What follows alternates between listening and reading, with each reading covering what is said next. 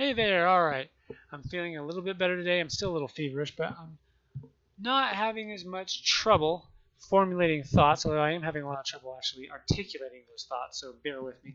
Anyways, we're going to follow up on yesterday's video, which was talking about various types of equipment, and this time we're going to talk more about the weapons and the consoles. To start, we'll talk about the consoles. Alright, tactical consoles affect basically they boost the effectiveness of your tactical abilities and like weapons and such like that. These affect the offensive potential of your ship or combat offensive potential, whatever. Science consoles, these affect the more sciencey side of your ship with things like shields, sensors, special abilities that do things like drain energy and slow control effects and drain effects out of that. So like shields, sensors, that sort of thing. Okay, engineering is more mechanical / physical side of your ship. Hull strength, hull regeneration, the hull resistances, which I guess we can go into hull strength, but when I say hull strength, I mean hit points, and the turn rate, the power levels. You can find consoles that boost power levels, and power transfer, that sort of thing. What was I going to say? Oh yeah, weapons. Okay. Now, it was once explained to me, erroneously. Alright, the person who explained it to me was completely full of shit because, well, he kind of has this I'm right, you're wrong attitude, and he doesn't do further research. He just gets an idea, and that's just the way it's going to be. Well, when I first started playing, he explained to me that you cannot fly a tactical ship unless you were a tactical officer. This is a tactical ship. This is an engineer. I'm flying it. So yeah, he was full of crap. And he was always full of crap. He was also full of crap about the weapons. He explained to me that you cannot mix weapons. You can, but according to him, if you mixed weapons, it would completely drain your power, and you wouldn't be able to fire your weapons at all. Oops. And that's not true. You can mix your weapons. The reason that you should not mix your weapons is a DPS standpoint. If you want to maximize, and when I say mix your weapons, I mean energy types like phasers and disruptors and plasma and tetryons and polarons, blah blah, what they call a rainbow boat. They call it a rainbow boat because the different energy types have a different color associated with them. Like phasers, they fire a yellowish orange. Plasma fires green. Anti-protons fire a reddish. It's a nice deep red with black. Tetryons, I think, are purple and polarons are blue, or maybe polarons are purple and tetryons are blue. I always mix the two up, so don't quote me on it. And then you've got like a kind of like an aqua color for an aqua greenish color for disruptors. Anyhow, they call that a rainbow boat when they're firing different energy types all at once. The reason that's not a good idea is, again, a DPS standpoint. The reason they say that is because you have to use a console to get the most damage boost possible. You would want to use consoles that boost energy types instead of weapon types. Like, for example, this is the difference between them. This does phaser damage, all right? This does cannon damage. This is just straight torpedo damage. And this is, again, phaser damage. I don't have one that, well, no, I don't have one, do I? Wait, no, I do. I do have an example. This one right here does. This is a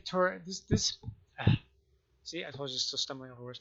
Okay, this is a generic torpedo booster. All right, but this one is more specific.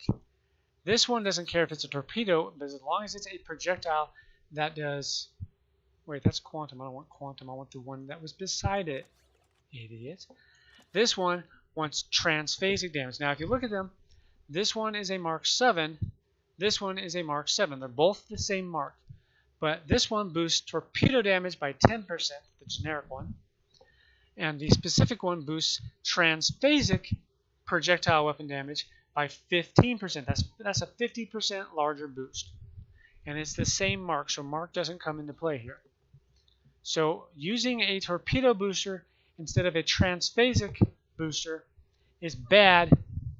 In my case, it's not. I don't have any transphasic weapons, so using the torpedo booster makes sense. But if I had transphasic weapons, like a transphasic mine launcher and transphasic torpedo launchers, the transphasic launcher would give me more damage because it's 15% more damage instead of 10% more. And it's the same thing for the energy types. If you use if I were just using cannons, all of my cannons would get boosted, yay, but any weapons I had in the back wouldn't get boosted because they wouldn't. You can't put cannons in the back. That being said, if they're all different energy types, I would have to use a different specific console like this. This one is a phaser relay. So I need to use a phaser relay, a disruptor relay, a plasma relay, and you are limited in how many tactical consoles you can use. So again, you'd be sacrificing versatility of DPS to get to get boosts to all of your weapons, and you wouldn't be able to cover all of your weapons unless you've got a whole lot of tactical consoles, which you probably wouldn't have enough. I've got 5, and that's kind of on the upper end of tactical consoles. What was I saying? Yeah, that was basically what I was saying. So, yeah. On the other hand, if you focus your weapon types, or energy types, like in my case phasers, you can just put 1 or 2, because you get diminishing returns. The first one will give you the full boost. The second one will not give you the full boost. You're not getting the full. I'm not getting the full 13.1% out of that because you get diminishing returns the more you stack. It's the same with like shield strength and shield regeneration and hull strength and all that stuff. So the more you stack, the smaller the boost gets.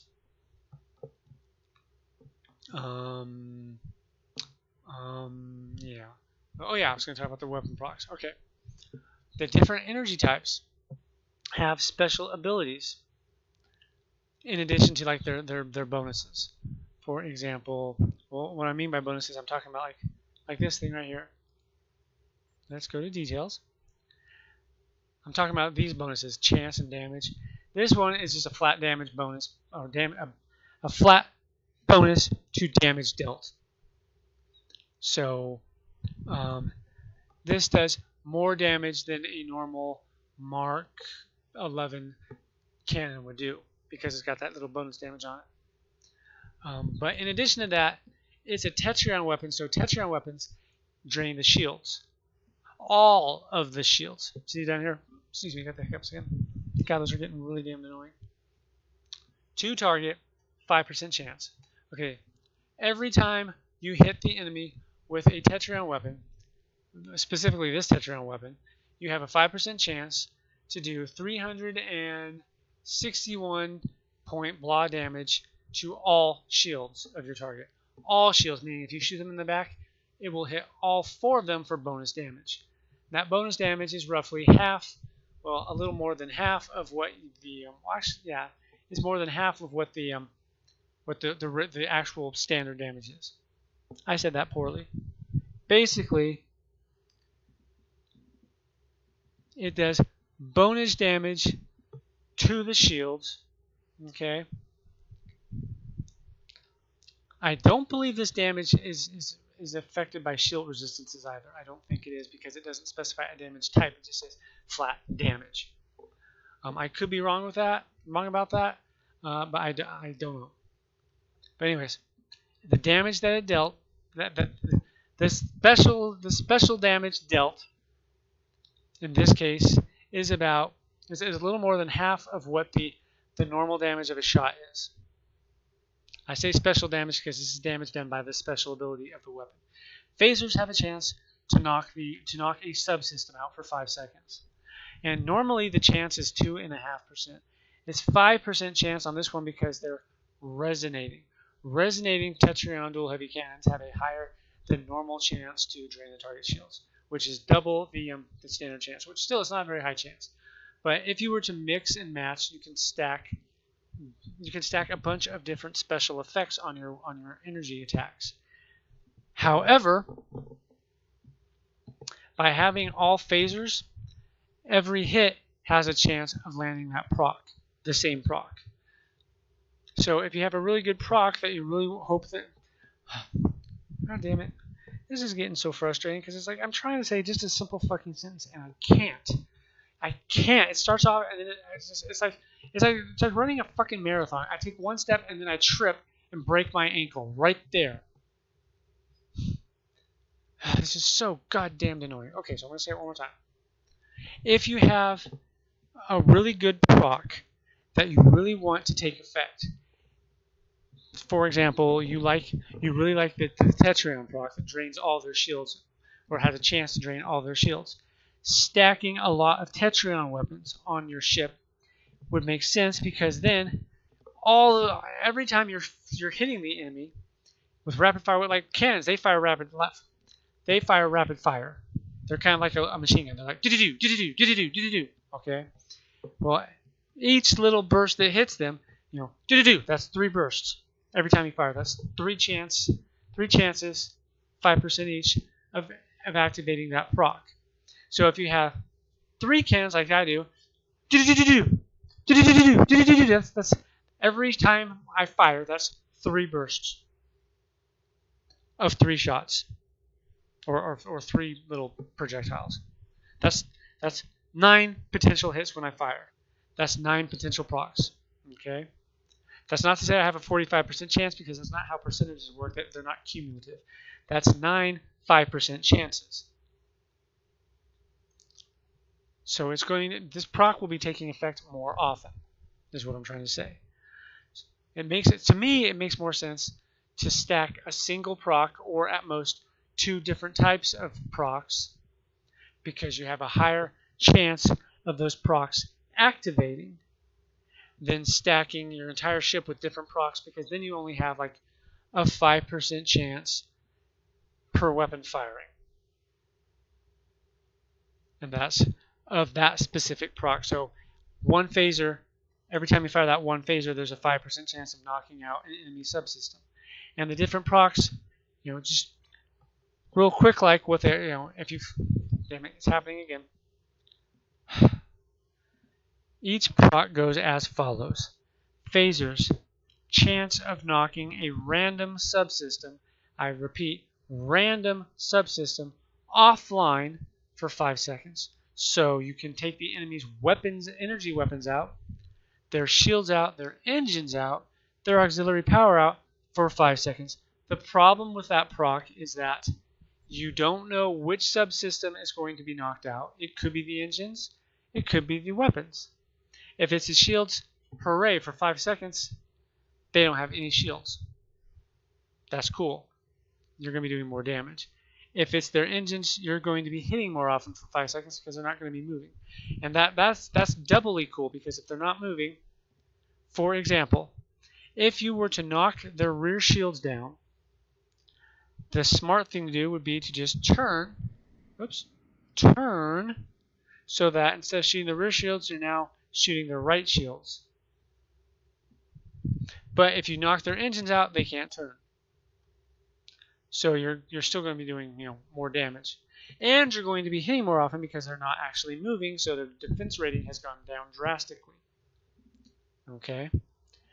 Knocking their weapons out should be obvious. It means they can't fire their energy weapons. They can still fire torpedoes and mines and shit. But their energy weapons won't be firing for about 5 seconds. Cool. That's a few seconds of them not damaging you. Knocking their shields out, that's obvious. Their shields are offline. Knocking their auxiliary system out, their special abilities like shield draining and tractor beam, stuff like that, are going to be less effective. Drastically less effective. Okay? Disruptors, they can temporarily, again, it's like for 10, 15 seconds, they can reduce your damage resistances by a small amount. Okay? So, if that proc hits, you're doing more damage for a few seconds. Yay! Plasma has a chance, a small chance, of putting a dot on the ship's hull. It's a plasma dot that directly damages the ship's hull, ignoring all shields for like 10-15 seconds of such, I don't know how much damage. I guess it would depend on the mark. Obviously, higher mark weapons will do more. But again, that's nice because phew, the ship is now on fire. They'll have like a little green burning effect on their ship, and they will take damage for like 10 seconds directly to their hull. Which, if they're at full strength, that's not such a big deal. But if they're almost dead, and their shields have gone back up, and you're having trouble getting your damage through, that's good. You don't have to worry about shield bleed through or any of that crap. That's all being applied to the hull, and it's a per second dot. And it's like 400 points of damage per second for 15 seconds. Yay! However, it can be put out by using hazard emitters. It increases your damage resistance and continuously removes hazard debuffs and dots for 15 seconds. Okay, and then you got we already talked about tetryons, which knock all the shields down. Polarons knock all energy levels down when they hit. Will have a chance to knock down all the energy levels at once. Do I have any polarons? Probably not, but I'll look. Nope, I don't have any polarons. God damn it. Anyhow, what I'm saying also holds true for ground weapons. However, this special ability on ground weapons is not necessarily the same. For example, a phaser rifle, it does have a phaser special, but it does not knock out subsystems because you don't have subsystems on the ground. What phasers do, I'm not actually sure what they do off the top of my head. I think they like have a run speed debuff or something like that, but do I have any phasers? Polaron full auto rifle. Phaser rifle, alright. Yeah, let's see. It's slow. It has a run speed debuff for 6 seconds, but it also has a chance to stun them. Yay. Okay. So if you're looking at your weapons on the ground, and on the ground it doesn't matter if you mix and match your weapon types, because who cares? You don't have to worry about consoles on the ground. If you want one of your guys to have a dot on his weapon and another, if I bring Amelia down and I want her to have these what are they? Tetryon dual pistols, cool. Tetryon, what does it do on the ground? Tetryon does damage to shields. Okay, so it can bring enemy shields down faster. Cool. In addition, I could then have like Teplim come down here with me, and she could be doing Polaron, which has a chance to, obviously Polaron can't drain energy, that doesn't exist, so Polaron has a chance to give them a weapons malfunction. It knocks their weapons offline for a few seconds, so they can't attack you with their little pew-pew weapons. Yay! Rapid fire Polaron, so it's all I like rapid fire. There again are different types of weapons, not just energy types, but weapon types. Like this is a full auto rifle, and I've got a, what do I have? I have a disruptor split beam rifle. So it's a Romulan disruptor, but it's a split beam rifle, which is different from, for example, this plasma. Oh, I know this is a split beam rifle too. What's this? That's a pulse wave. That is a pulse wave assault. These are dual pistols. Plasma. This is a plasma assault minigun. Basically, it's like a Vulcan. It's like a Vulcan cannon. What is this? Protonic Polaron blast assault. Like I said, there are different types of weapons. Oops, I'm moving the window, not the slide bar. There are different types of weapons, so make sure you look at them and see what they are. There are different types of armors. Like this is, what is this? This one is an energy dampening. Okay, this basically protects you from range damage. Alright, so if you're out there, this is generic range protection. The one up here is physical augmentation armor.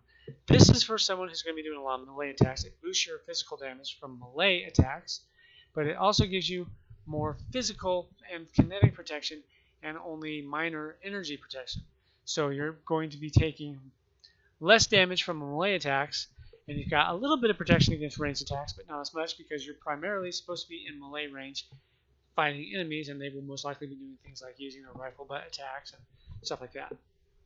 So look at the armor and try to match it for what you use that particular person for, if it's a bridge officer, or what you tend to do in combat if it's your armor.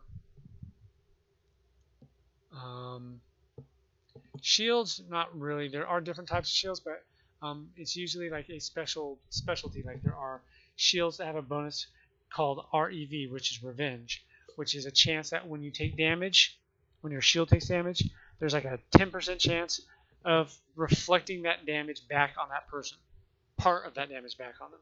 So like they hit you for 100, you hit them back for 33 or something like that. Yeah, and that okay. And then there's kits.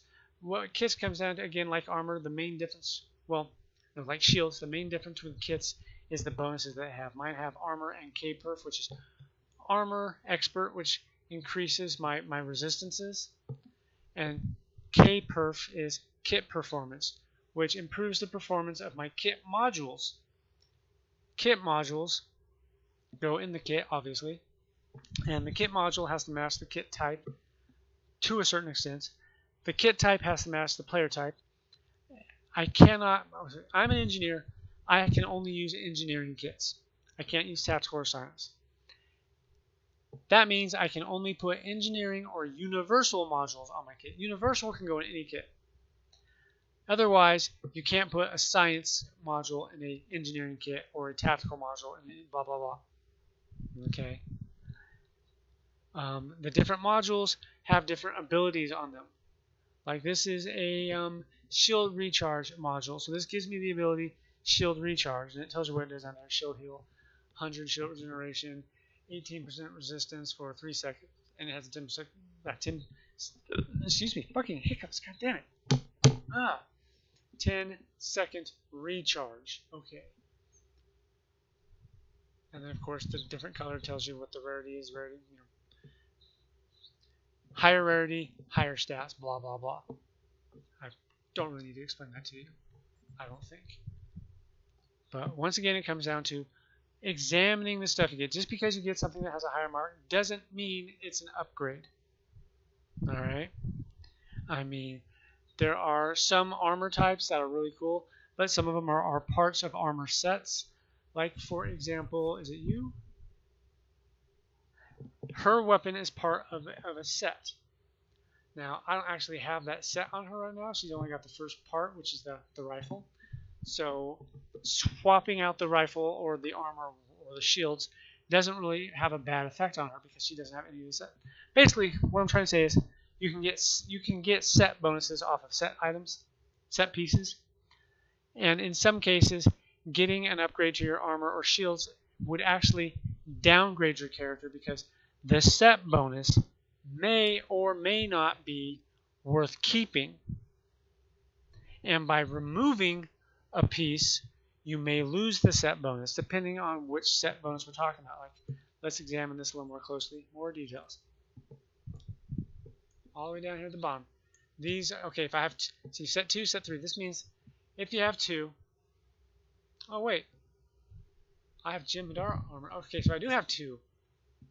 Alright. So if I take off the armor, I will lose Shroud. And this is what Shroud does. When receiving any damage, 5% chance for plus 420 stealth for 8 seconds, which is fragile. Fragile means it's easily broken by movement and damage. I think it's been a long time, so I could be wrong. Anyways, it's easily broken. The effect, oh, and it also adds plus 15% to all damage for 8 seconds. Effect can only happen once every 18 seconds. But if I were to swap out the weapon, I would lose that bonus. And right now that bonus is kind of nice, so I'm keeping it. If I were to get the shield, which I don't have yet, but if I were to get the shield, I get the Combat Triage subroutine, which targets the self as a 3-minute recharge, gives you 80% or 80 hit points, 12.5 all damage resistant rating for 20 seconds, and immunity to stuns and holds for 20 seconds. So every 3 minutes, that's an ability that you can use. And I'm pretty sure that your bridge officers can make use of that too. I'm almost positive that I've seen my bridge officer do that before. But this is the main thing I'm using it for, is a shroud, because whenever they get hit, they go stealth, they go semi-stealth, and they get a damage boost. But only once every 18 seconds. But hey, you know what? That's cool.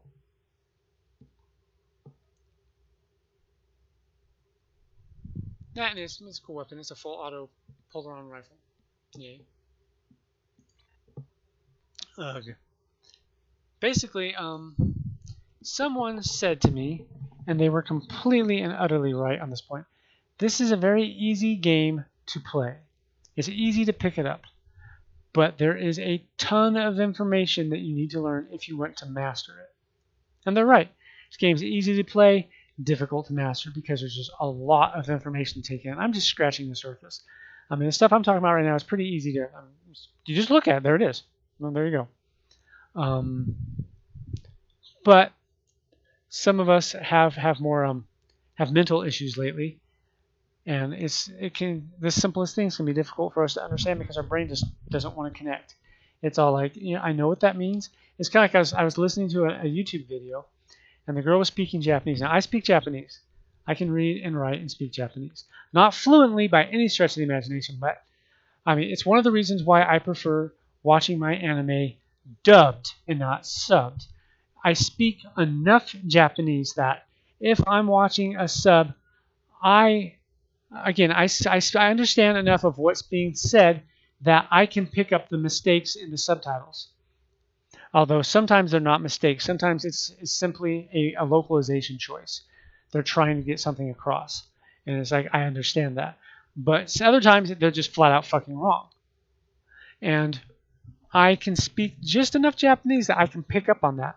And for me, it's distracting because then it goes from listen mode to read mode. I switch gears, and I have to switch back, which is really annoying. Which is why I just prefer to watch my stuff dubbed, because dubbed I don't have what they're actually saying down at the bottom of the screen, and it's like, cool. Excuse me. I mean, but dubbed, I don't hear what they're actually saying. I hear what the translators decide, or I should say the interpreters say they're saying, because that's the real difference. We're not going to talk about that because this is not about anime. This is about mental problems. And as I was saying, it can be difficult to pick something up. Like when I was watching that video, she was speaking Japanese, and I was getting about half of what she was saying, but what was really frustrating to me was that a lot of the words that she was saying, I knew them. And I knew that I knew them, but it's kind of like my brain is a hard drive, but I did not have access to the sectors where my Japanese vocabulary is stored. So I was just blanking so much, and it was really, I mean, it was just frying my brain. I was like, what? I can't, and so I stopped. I was like, I gotta stop watching this. I mean, nice video, but I'm sorry, I can't understand what you're saying right now. And it's the same in this. It's like we're sitting here, we're playing it, and we're looking at a sentence. It's a very simple, basic sentence. We know what it says, but we can't make use of that. Somewhere between our eyes, our retinas, and our brain, the signal is getting... See, it's happening right now. Somewhere between my brain and my mouth, the signal is getting intercepted, and I can't make use of the information. It's really frustrating, and I understand that you have the same problem that I do. We both have the same problem. Keith has that same problem too. I mean, whatever the hell I have, I don't know what I have. I know what he has, but it's still an autoimmune disease, and they don't just fuck with the location that they're centered on. Like in his case, it's his colon as well as in my case. It doesn't just fuck with his colon. It fucks with his brain. It fucks with everything because it hits the whole body. And it's the same thing for me. And whatever gives you your seizures, it's the same thing for you. And so for us, this game's even more difficult to master. I mean, I don't play this game nearly as well right now as I did 4 years ago. 4 years ago, I was going in and doing Borg invasion missions by myself. Sometimes I didn't successfully complete them. Sometimes the timer ran out, and I wasn't doing it. I wasn't brute forcing my way through it by just dying or going in guns blazing, dying, respawning, going back in guns blazing, and doing it again and again until I killed the enemies that way. No, I was actually doing the mission the way it was supposed to. taking each group and defeating them, then moving on to the next one, taking my time, being careful about playing smart. Now I can't do that as well because I look at my abilities, and even when I look at the ability and recognize what it does, I have to stop. I have to wait for the tooltip to pop up. I have to read it, and sometimes I can't read the tooltip fast enough, and I'm dead. It's like when I'm playing EverQuest. Sometimes text pops up to let me know, okay, you need to do blah. And I will be reading the blah. I'll be reading the text, and it will take me too long to get to the blah part. Okay. By the time the text disappears, I will know that I need to do something, but I could not translate what something was in time. So now I just know that I need to do something. Splat, I'm dead. I didn't have time to react, which is it's frustrating. This game is a lot more frustrating for me than it used to be, but it's still fun. I don't do any of the really in-game stuff. As long as I'm not doing the really in-game stuff, no big deal. Oh, that's something else I wanted to talk about. This is my Steam ship. It's a part of a starter package that you can only get through Steam. I got it when it was on sale. There was a special Steam sale going on, and I think it was like, I want to say it was $15. Well, it was either $20. I got it for like $5 off if I remember correctly. So it was either $20 normally or $25 normally. But whatever the case was, I got it discounted. What it gives you a couple of items. It gives you some starter items that are slightly better than what you start with, and it does that for your ship and for you. Basically, it gives you a couple of Mark II items for your ship and a couple of Mark II items for yourself, like a Mark II piece of armor, Mark II personal shield, and for the ship it gave you like, I want to say it gave you like Mark II shields and a Mark II torpedo, I think. I'm not going to swear that. But it also gave you this ship and this same ship, but a lower level one. There's one for level 10 characters, and then there's this one which you have to be level 50 to fly. And this one is a tier 5 upgrade. This one's upgradable. But what I really wanted to show you was the Riemann shield, because I mentioned that there are visual effects, and depending on what you've got, your ship will look different. And for example, oops, close that. Look at my little trails. They're green and red. They've got the Christmas colors going on. Okay. Scroll it down and take off the Riemann covariant prototype shield, or prototype covariant shield. This is a unique shield. You get it from a mission. Take it off. Boom. Now I'm doing the blue and red. Okay. But also, look at my texture. The ship looks completely different, and that's just from the shield. Now, some items actually have their own visual effects apart from like the shield. And in the case of that, you've got this right here. Some of them have set effects. Others have full visual effects. Some of the sets, again, I'm not saying this properly. Some of the sets that you get are just coming from the shield. You don't need the full set to get the effect. Just put the shields on and you got it. But in other cases, having the full set has its own effect. That's what I was trying to say. Visual effect. In some cases, the effects are subtle. Like this one's a little less subtle than some because it changes the texture of the ship. But in some of them, it just changes like the color of the warp nacelle. Damn it, I gotta close this. Changes the color of the warp nacelles and the warp trails. But in others, like if you get the assimilated Borg set, it completely changes the structure of your ship, and it looks Borgy. It's really cool, and I'd like to get it. Not just for the set bonuses, because I might not use the set bonuses, but I want to have the pretty ship. Okay, I think that about covers it. Again, the same stuff for ships applies to ground crew. Look at what you're giving them. However, again, you don't need to have everyone use phasers. You don't have to do that on the ground. On the ground, you can mix and match all you want. I do it all the time because it's nice having different procs hitting them. Like one guy might give them a weapons malfunction, the other guy might knock their shields out, and then I might hit them with a plasma dot. And it's great because on the ground, if their weapons knocked out, they're not damaging me. If their shields are knocked out, we're doing more damage to their body, because knocking the shields out isn't enough to kill them. You need to knock their health out too. So if the shields go down now, then then I'm focusing on their hit points sooner, and I'm going to drop them sooner. The sooner you drop them, the sooner that source of damage is removed from the battle, etc., etc. But anyhow, I'm getting a little bit dizzy, and that's a bad sign, so I am going to put my old weapon back on, and then I'm going to end this video. But yeah. Oh wait, before I do, I want to talk about ship types as well. There are escorts. This is a blockade escort retrofit, so it's an escort. This is the difference between a tactical ship and a science or an engineering ship. Engineering ships are cruisers. Science ships are science ships, and then you have tactical ships, which are escorts. There are also things like escort cruisers, cruiser dreadnoughts, escort carriers, carrier dreadnoughts, dreadnought carriers, whatever. There are hybrid ships, basically. Tactical ships will have an emphasis on tactical consoles and station configuration. Like this ship has 2 tactical consoles. It has, not consoles, stations. Different levels. This one is, what level is that? Lieutenant Commander, and this one is Commander? Commander. So this one can do all 4 levels of abilities. This one only do 3. And then it's got, are these both engineering or is one a universal? I'm not sure. This is a lieutenant.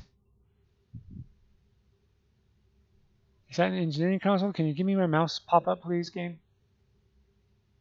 God damn it.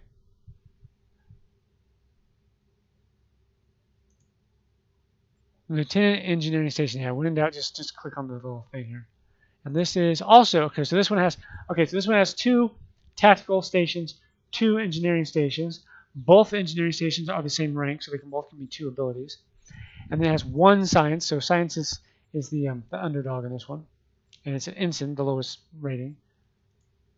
So this ship focuses on tactical with a lesser focus on engineering. And science is an afterthought on the ship. And the other real difference is its turn rate. It turns a lot more quickly than a science ship or a engineering ship. Engineering ships will have a focus on engineering stuff, and they tend to have even split between fore and aft weapons, and they have more of these. They also have a whole lot of hull strength, and again they'll have more engineering consoles generally. And what else was I going to say? Their stations. I'm getting too dizzy. I gotta stop. Sorry about that. So we'll cover the next one, the rest of this in another video, and I will catch you later. Hopefully you're feeling better. Didn't get to see you yesterday, but maybe I'll see you tonight. So peace out. Oops. I am having a horrible time hitting the right buttons. There we go. All right, peace out. I'll catch you later.